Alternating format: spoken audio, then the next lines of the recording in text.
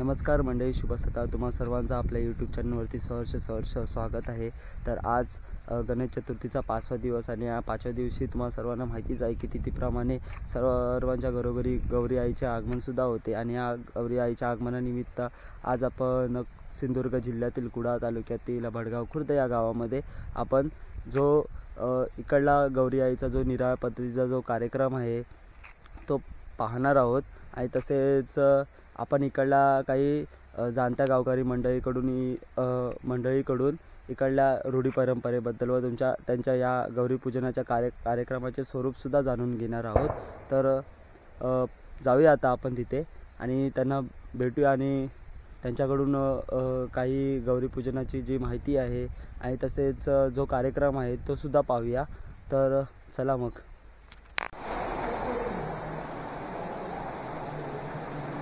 तर आमच्या गावातील हे काही जाणती मंडळी आहेत. सुनील गुरव, अशोक गुरव आणि नामदेव गुरव असे. तर आपल्याला काही आज गौरी पूजनाबद्दल माहिती सांगणार आहेत. तर आपण ती जाणून घेऊया. हे सिंधुदुर्ग जिल्ह्यामध्ये भडगाव खुर्द हे गाव आहे. त्या गावामध्ये आम्ही आता पिढ्यानपिढ्या राहतो आहे. आमच्या गावामध्ये साधारण पिढ्यानपिढ्या ही चालत प्रथा आलेली आहे. आमच्या घरामध्ये या देवालयामध्ये जे तरंग वगैरे आहेत त्याचे जे मुखवटे हे आमच्या घरामध्ये आहेत. आणि इथून आता आम्ही हे जे देवीचा जो मुखवटा, पावनाई देवी तिचा जो मुखवटा आहे तो मंदिरामध्ये नेणार आणि त्या ठिकाणी तिचे पूजन करून आमच्या 12-5 देवतांचे त्या ठिकाणी आगमन करून घेणार आणि त्यांच्याकडनं कौल हुकूम पुढील कामासाठी त्यांच्याकडनं हुकूम घेतला जाईल. आणि त्यानंतर पुन्हा ज्या ठिकाणी वरचलदार वहिवाटदार असेल त्याच्या घरी ती देवीचं जे मोहर आहे ते वाजत गाजत घेऊन जायचं आणि त्या ठिकाणी तिची प्रतिष्ठापना करायची. आणि त्या ठिकाणी आमच्या गुरव समाजातील जे सर्व मंडळी आहेत ते त्या ठिकाणी येणार. लहान मुलासहित मुलं, बाळ, लहान मुलं, बायका, पुरुष मंडळी सगळे येऊन देवीचे वंशे तिथे मानवणार. आणि त्या ठिकाणी एक प्रथा आमच्या पूर्वीपासून चाललेली आहे. 12-5 देवतांना तिथे घडी घातली जाते आणि त्या घडीवरती ती 12-5 देवता उभी राहतात, अवसर येतात आणि त्या जो देवीचा वंश असतो त्याला हात लावून देतात. हात लावून दिल्यानंतर मग ते सर्व जे गृह मंडळी जी लोक आहेत त्यांना कौल दिला जातो. आणि तो कौल दिल्यानंतर जे आमचे बहिणी आहेत, ज्या आमच्या महिला आहेत ते वंसा आपला घेतात, तिथून दिला जातो त्यांच्याकडे आणि ते प्रत्येकाच्या हातामध्ये देतात आणि प्रत्येकाला नमस्कार करतात. आणि आता त्या ठिकाणी यथाशक्ती काही लोक पैसे टाकतात त्यांच्या वंशामध्ये, काही लोक फुलं टाकतात. अशी एक प्रथा आहे पूर्वंपारापासून ती चालत आजपर्यंत आलेली आहे. आणि त्यानंतर असे जो कार्यक्रम होतो त्या ठिकाणी आमचे 15 लोक ढोल ताशे घेऊन वाजवत असतात आणि त्या ठिकाणी त्याचप्रमाणे वंशे ही आमच्या जी अंगणामध्ये तुळस आहे त्या ठिकाणी एक पान ठेवलं जातं प्रत्येकाकडनं आणि तिथून वाजत पुन्हा ते आतमध्ये येतात घरामध्ये. आणि ते आपली जी मंडळी बसलेली असतात अशी लाईनीमध्ये त्यांच्या प्रत्येकाच्या हातीमध्ये ते वंशे देतात आणि नमस्कार करतात. मग इथे त्याच्यानंतर हे सर्व कार्यक्रम झाल्यानंतर मग आमच्या सर्व लोकांना इथे जेवण वगैरे महाप्रसाद दिला जातो. आणि त्याच्यानंतर जे गावातील लोक आहेत ववसणारे ते सर्व लोक या ठिकाणी देवीच्या दर्शनासाठी वंशे घेऊन येतात आणि त्यांचाही इथे रखवालीचा नारळ वगैरे ठेवला जातो. जे नवीन ववसले जातात ते लोक या ठिकाणी येऊन देवीला नमस्कार करतात, त्या ठिकाणी श्रीफळ अर्पण करतात. मग त्याचाही श्रीफळ ठेवल्यानंतर त्याचाही चांगल्या प्रकारे इथे गाराणी वगैरे देऊन त्यांना आशीर्वाद दिला जातो. आणि त्यानंतर असे मग रात्री भजन असतं, फुगड्या असतात. दुपारी आता जेवण वगैरे झाल्यानंतर या ठिकाणी बायकांच्या फुगड्या असतात. हे फुगड्याही कार्यक्रम चांगला मोठा बघण्यासारखा असतो. पूर्ण गावातील महिला ज्या आहेत ते या ठिकाणी फुगडीचा कार्यक्रम सादर करतात. त्यानंतर जी गावामध्ये आमच्या परंपरा आहे त्याप्रमाणे जेवढी भजनं असतील, एक 7-8 भजनं, 4-5 भजनं काय असतील ती सर्व भजन मंडळी या ठिकाणी येऊन इथे जागर केला जातो 1.5 दिवसाचा. महाराष्ट्रामध्ये निसर्गरम्य सुंदर ते कोकण, महाराष्ट्रामध्ये निसर्गरम्य सुंदर ते कोकण, त्या कोकणात गणेश चतुर्थीचा मोठा सण, कोकणात गणेश चतुर्थीचा मोठा सण, त्या कोकणात गणेश चतुर्थीचा मोठा सण. महाराष्ट्रामध्ये निसर्गरम्य सुंदर ते कोकण, महाराष्ट्रामध्ये निसर्गरम्य सुंदर ते कोकण, त्या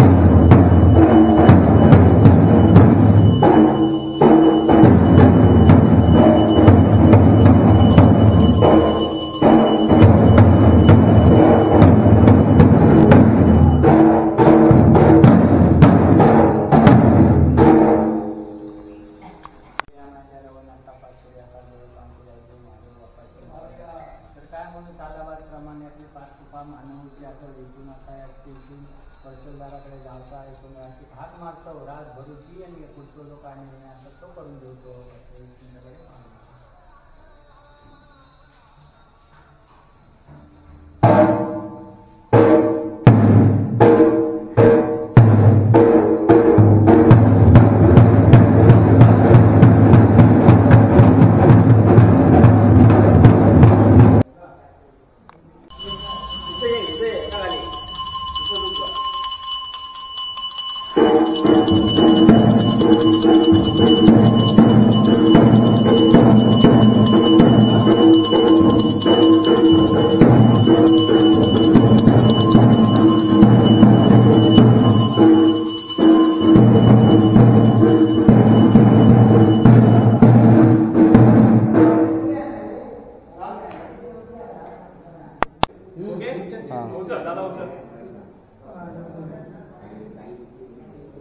हां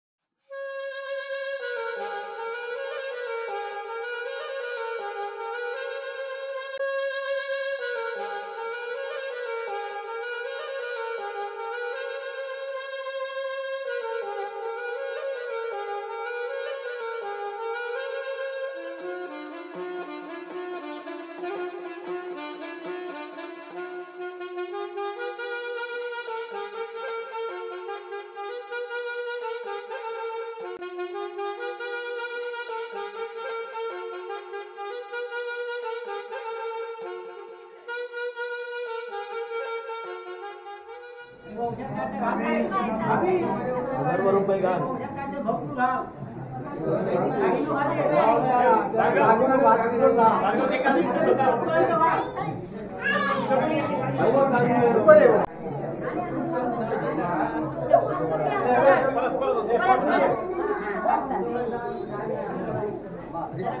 परत आधी ते मी बोलून बघा ते काय आहे का कुठून पाहिजे बोलून बघ आधी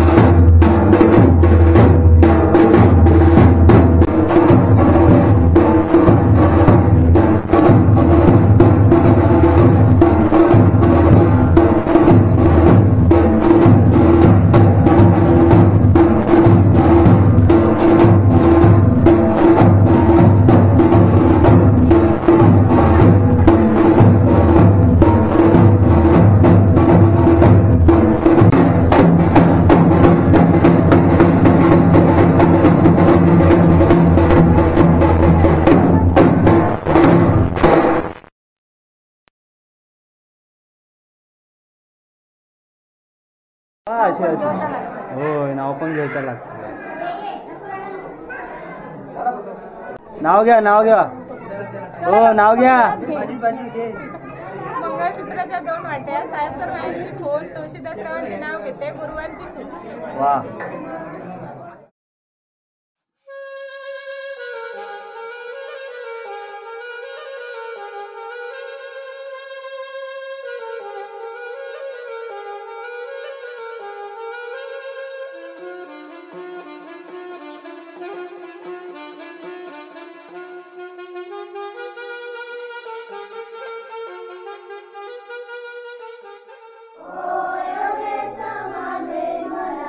गणपती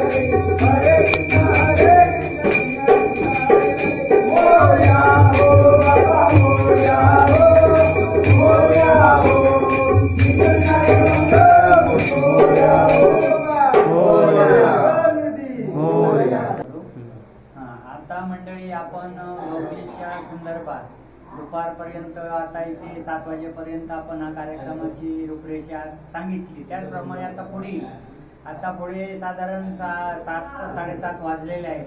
आता पुढे या ठिकाणी हरिपाठ कार्यक्रम होईल.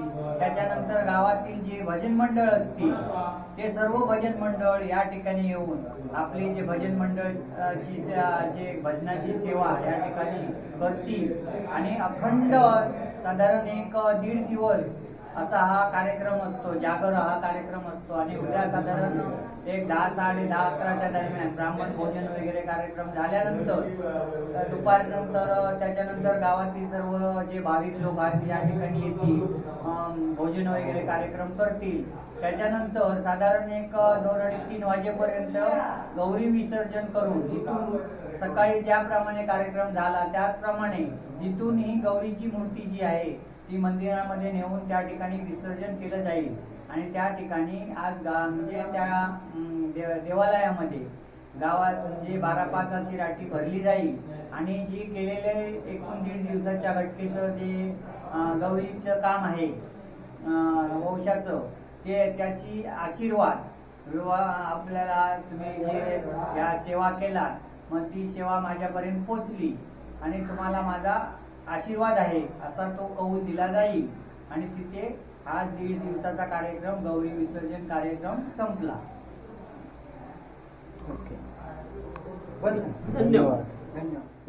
मंडळी, आपण आता आपल्या गावातील जाणत्या गावकरी मंडळीकडून ही सर्व गौरीपूजनाची माहिती जाणून घेतली आहे. तसेच आपण हा एक कार्यक्रम सुद्धा पाहिला आहे आणि हा कार्यक्रम असाच उद्या दुपारपर्यंत चालू राहील.